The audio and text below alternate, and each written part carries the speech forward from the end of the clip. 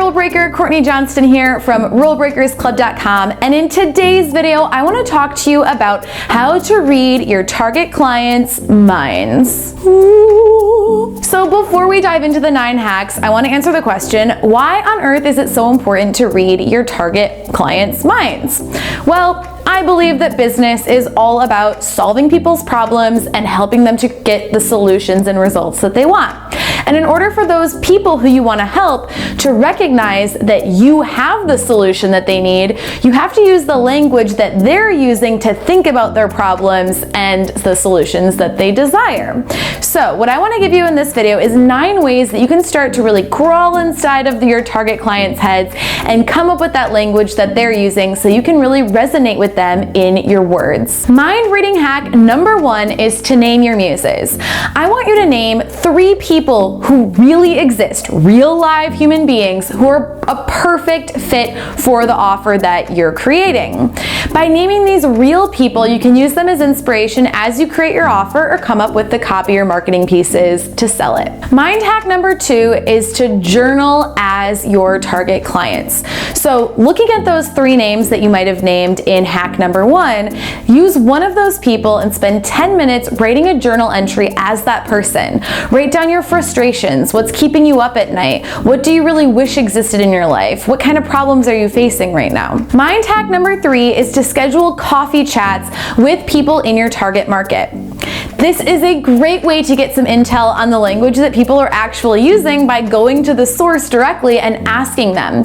Bonus points here is that people love feeling heard and validated, and your target market, your target clients are going to absolutely love being able to express themselves to you and helping you to create a service that will solve their problems. It gets them automatically invested in that process. Mind reading hack number 4 is to send a survey to your audience.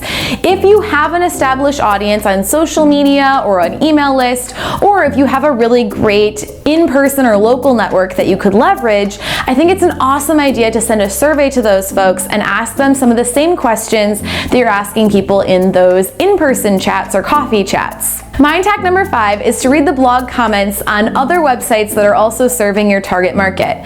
Look up the problem that you're trying to solve and read some popular blog posts and see what the comments are on those posts. What questions do people still have after the post? What kind of content could you create that would answer the questions that nobody else is answering? Mind reading hack number 6 is to use those search engines. You know how when you go into Google or YouTube or Pinterest and you start typing in your question and then it auto-populates the rest of the question with some options of what you might be trying to ask? That's called a long tail keyword, and those are great ways of trying to figure out what kinds of questions people are already asking.